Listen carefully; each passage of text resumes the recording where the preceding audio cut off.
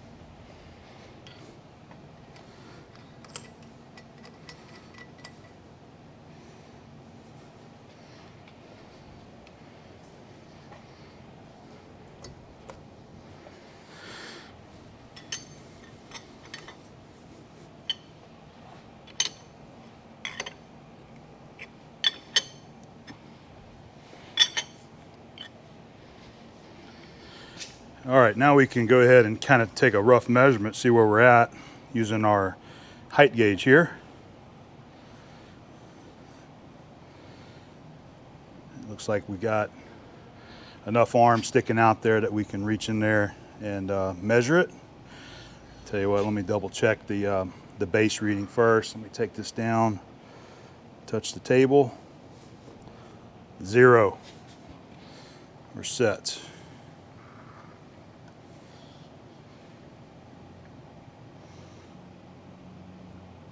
Can't reach all the way to the center, but that's, oh, you can't see that, sorry. So we got over 100 thousandths. Probably, if I had to guess, it's probably going to be, you know, 130 to 150 thousandths off that center line there. So that's easy enough. This is going to be one of the easiest ops of the whole thing.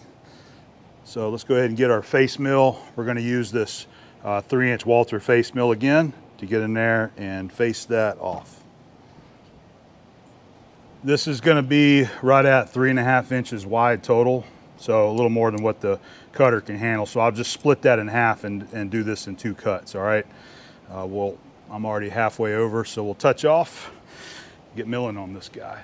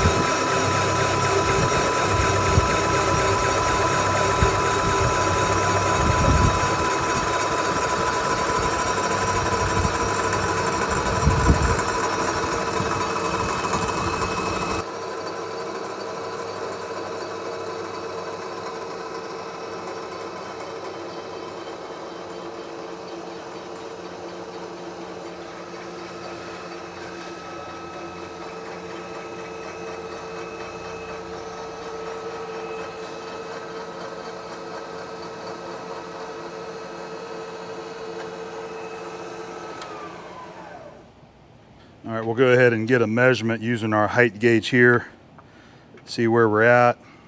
I think I goofed up a little bit. I'll talk about that in a second, but let's go ahead and measure it. Remember, this is still set to a 0 off the base. Come down and touch it. 98 thousandths. So let's just say 100. About 100 thousandths to come off of that. All right, and I think what I've goofed up here, let me get you a little closer. So I had lined up our 0 point on what looked like a little bit of a parting line right here. The problem is we still got 98 thousandths to come off of that. And if I bring this cutter all the way back to where I just did, it's gonna start cutting into this radius right here, you know, across there. Not a bad thing, but I just don't think it'll look right if we have a little notch cut in both sides right here in this radius. So I think I'm gonna have to bring it back a little bit so that it doesn't cut into the body right here. And we'll have to have, you know, we'll just leave this little strip right here that we already cut. And I don't think it's a bad thing, but not really how it's supposed to look. But I think I would rather leave a little narrow strip there than to have it cut into this radius. I've also got I've got a 2-inch Walter 45-degree face mill. I think I'm going to put that in here and use that instead. That way you got a little bit of a 45-degree angle on this this edge that we end up cutting right about there. All right, 2-inch Walter 45 mil there. I'm going to go ahead and take 50 thousandths off that, and then I'm going to start hand blending this side over here. So I'm just going to be working some of this by hand so that I can, you know, get the depth right and come up as close as we can to this radius right there without actually cutting into it.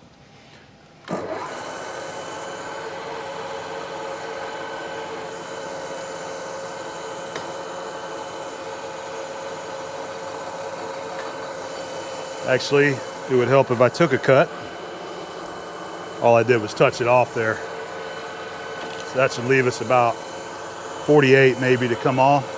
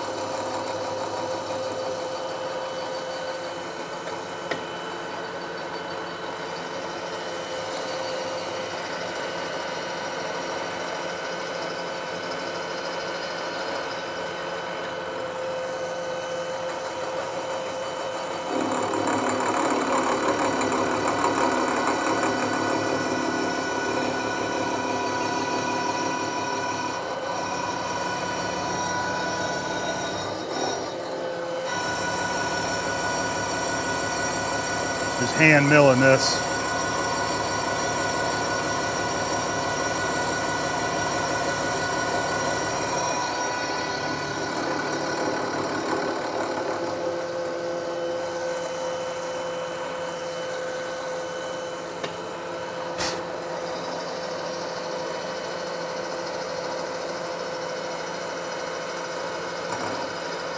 What that'll allow me to do right there is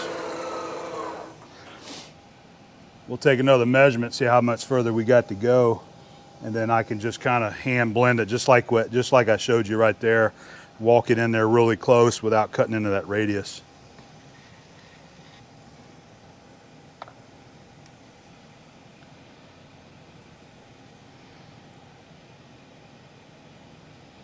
.48 thousandths. Okay.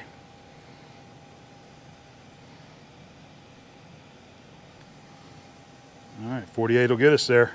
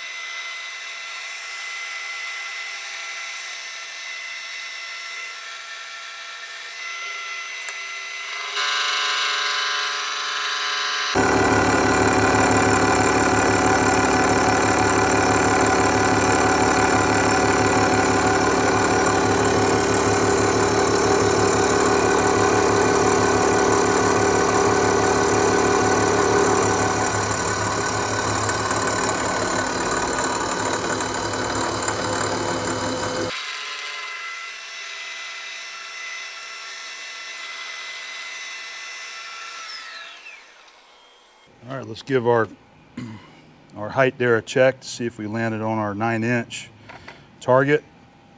It only left us with a step there, about an 1/8 inch wide.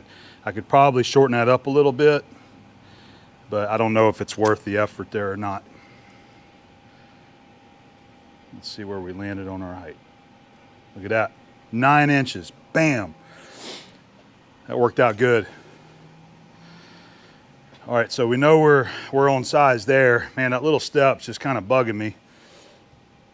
I know it's not, it doesn't make or break this project, but just knowing that that little step is in there from a mistake I made going back too far. I just wasn't thinking about that whenever I brought the cutter all the way back, knowing that we had to go down a little bit further. So I could probably get a few more thousandths out of this by coming over a little closer and make another cut. I don't know if I will or not, but whether I do or not, this part here is finished. So now we can go ahead and get it off the table, and we'll go ahead and start on the back. Now you might be asking why I don't go ahead and mill this, and you could certainly side mill this right now if you wanted to, but I would rather have it on a angle plate so that it's perfectly vertical, and then we can face mill this using an end mill or whatever and get it perfectly flat, and then do our holes at that point. So I personally would rather wait to do this until it's on the angle plate. So we'll go ahead and get our angle plate set back up and get started back on the back side of the body there. I got to get this thing mounted up on the angle plate here. By the way, this is trammed in. I need to get it mounted on the angle plate, or at least sitting on here. I need to get the spindle of the machine moved over here, so we're gonna have to rotate the turret, probably move it around a little bit.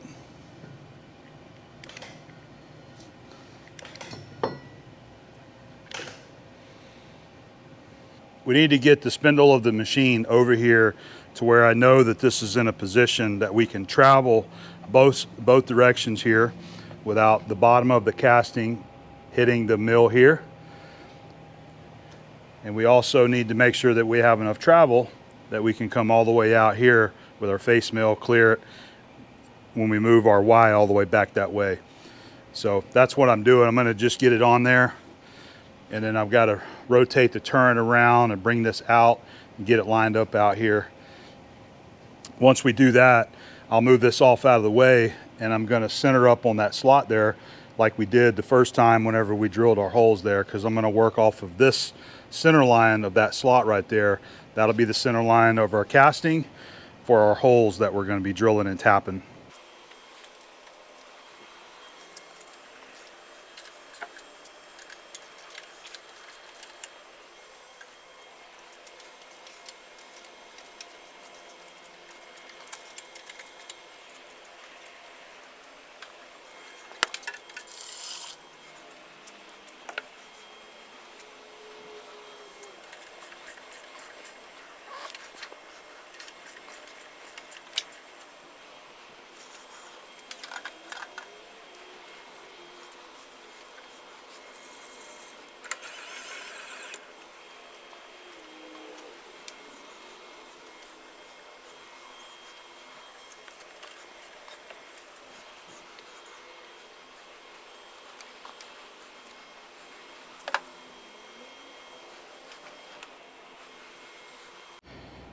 We've got her maxed out on the amount of stick out our turret can go.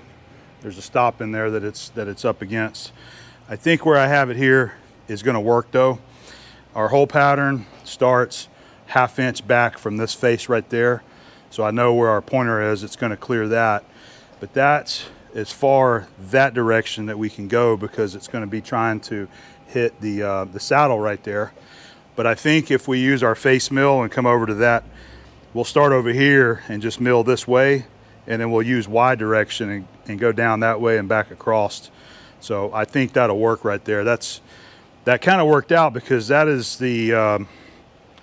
that's the farthest that I can take everything and the spindle get out here to reach these holes without having to set it up differently. So I think that's going to work. It's important that you remember to tighten all this stuff back down after you loosen it up.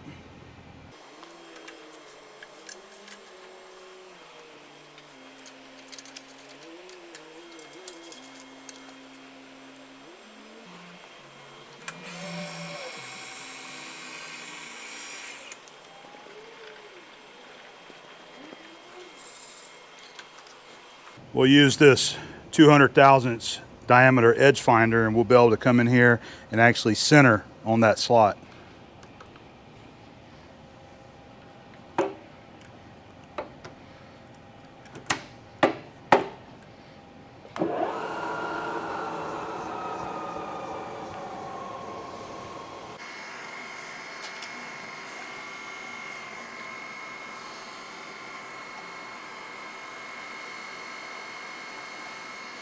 All right, 0.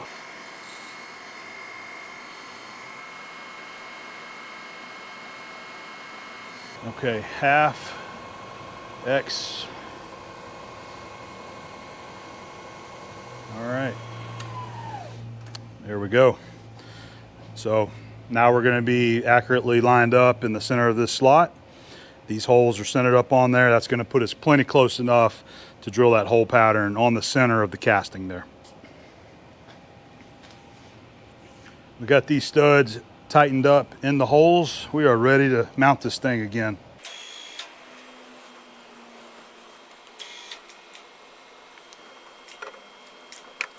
All right, there we go. Nope, nope, stay back there.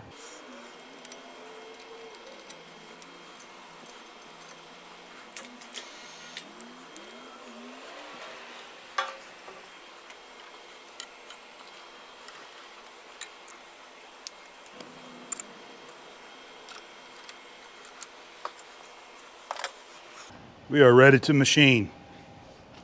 We've got our 2-inch face mill in there that we're going to use again for this, and I've checked it. It will come up to this shoulder close enough. I'm just going to come right up to this flange right there as close as I can, and I think that's going to work just fine. As far as how much we're taking off this, I think we're just going to touch it off, and we'll take about 1/8 of an inch, maybe 150 thousandths. But I had asked Jason about how much he takes off of this right there, and he says it could be anywhere from 1/8 to 1/4 of an inch. But he says just take as minimal as possible. You do have a dimension from here over to the face of the jaw where the jaw bolts on, so we can establish that once we get this surface machined right there. So let's get moving on it, shall we?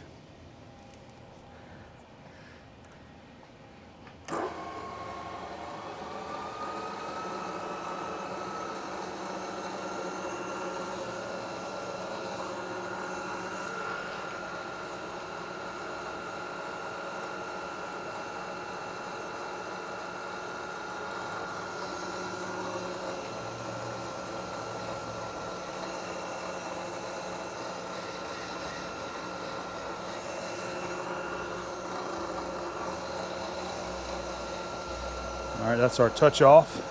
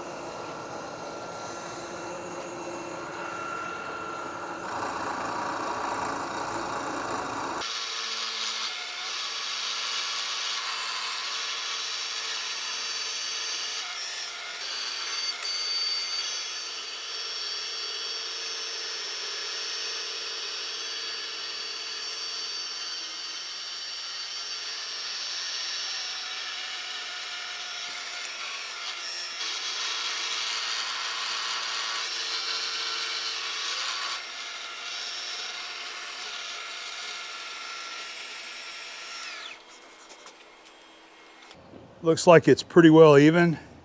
Still got some low spots there and some low right there on that side. I'm gonna bring this back a little bit closer to the base right there. I was just leaving a little gap just so that I could see where it was gonna finish out at. But that's working pretty good. I was doing a lot of hand control there of the mill. And we'll probably take 2 more cuts to, you know, I don't know, take 1/8 of an inch off of it anyway.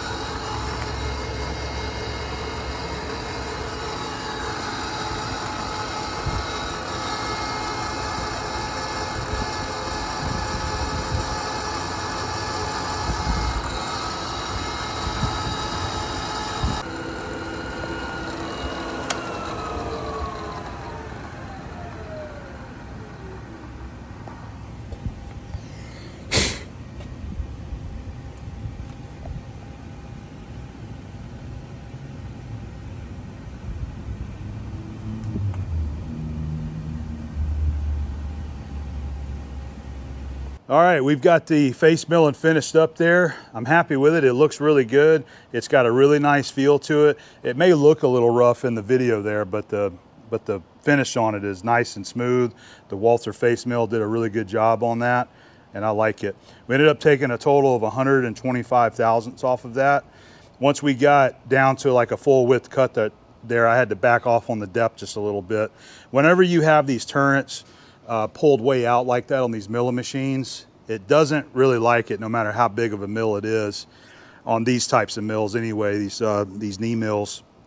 But whenever you're drilling holes, it's a little different story. It's when you're using a big cutter like that trying to mill, you got to be real careful because you start getting a little bit of chatter in it. So you got to work your RPM, your feed rate, and your depth of cut so that you get to a sweet spot there that it really likes whenever it's cutting. So that last pass, I just wanted to do something to kind of clean it up. So that last one around was 10 thousandths, and it looks really good. So from here, we can go ahead and we've got our 4 holes to drill and tap. So we'll move on to that step next. Okay, so we're doing some edge finding here just to get our holes located right. And I wanted to point out a couple of things. So remember when we set up our angle plate, we indicated the center of this slot, which is our center line that we're working off of each direction. This is going to be our absolute. I set that at absolute 0. And I wanted to go ahead and measure the side of the casting right here with our edge finder and see what that center line is compared to our absolute. So the casting is going to be an incremental, and then what we started with is absolute. So we're at absolute 0 there where we started, and if we switch over to incremental, you can see that we got 19 thousandths difference. That's the difference of the casting right here and where it's mounted up at. And I don't believe that 19, 20 thousandths or even a little more than that is going to make or break putting parts like this together. So I'm going to continue moving forward using our absolute 0 that we indicated off of the center line of the angle for our center to center on our holes right there.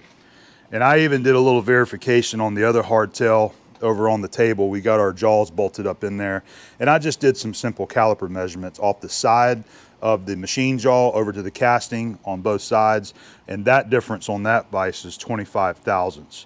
So it's right in line of what I'm measuring the casting that I'm working with right here. So we're just going to continue working off of absolute. While I was at it, I went ahead and I wanted to measure this back face here, the bottom, to this face here. Remember, we measured that at 9 inches here on the table, and using the edge finder, I verified that that is right. 9 inches plus 100 thousandths, half the diameter of the edge finder right there.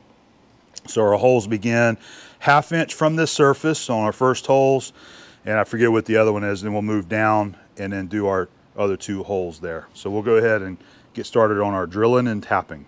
We'll start off by spotting all 4 of our holes. So 1/2 inch from the front edge here, and then from here down to the bottom holes, 6.8 inches.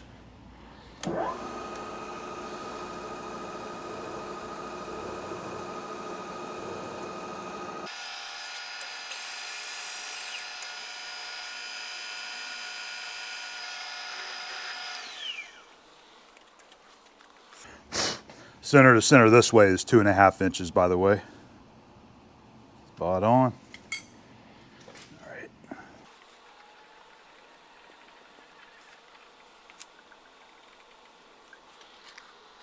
And that's not going to work. I need a little bit longer.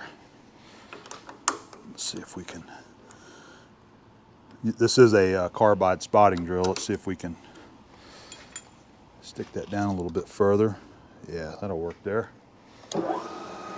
Okay, verifying 6.8. That's it. By 1.25 inches.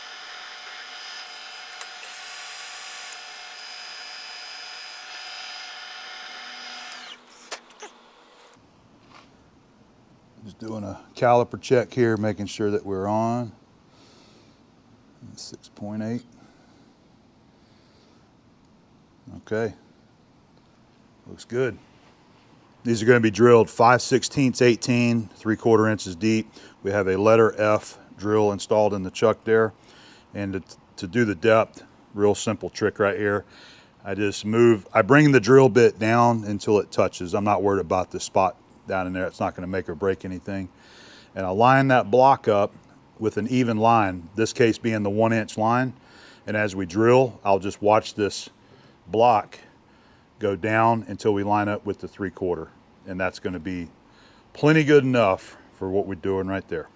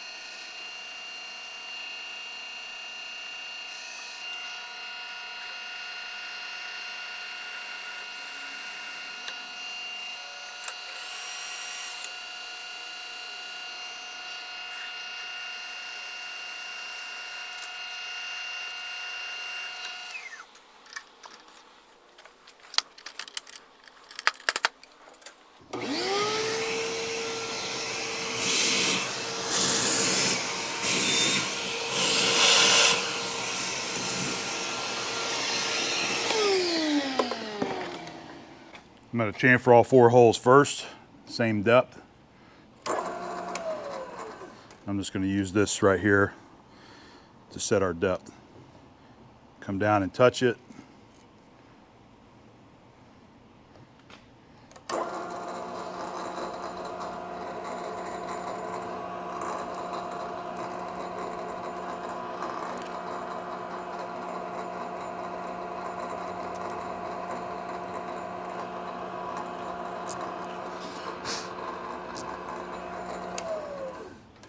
Visually that looks good.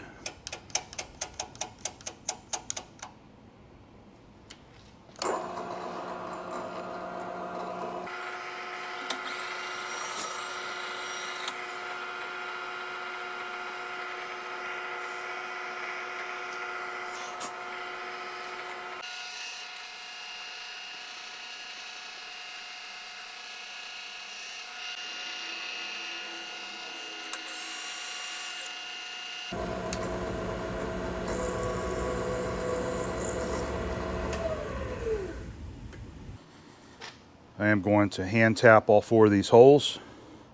We've got a nice fresh brand new 5/16 tap there, and we'll use our spring-loaded center. But first I'm going to put a little bit of anchor lube on the tap there to help with our tapping.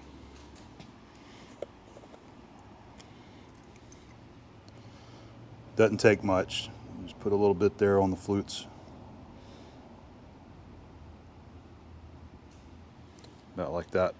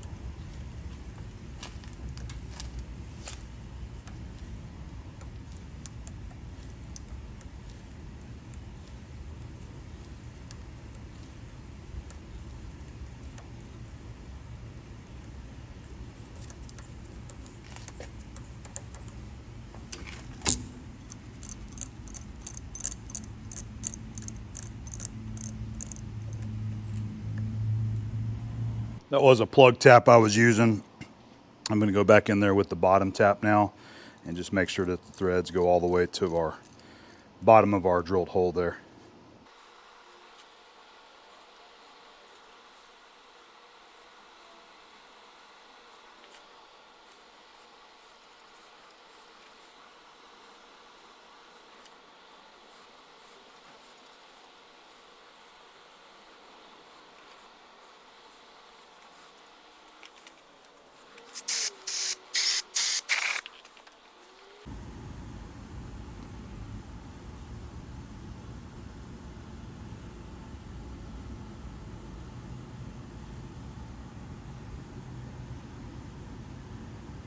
Okay, our milling, drilling, and tapping is complete for this side of the body. So now we'll go ahead and we'll get it off there. I'm going to rotate it 100 degrees, get it bolted back on, and then we will begin machining this part of the fixed jaw.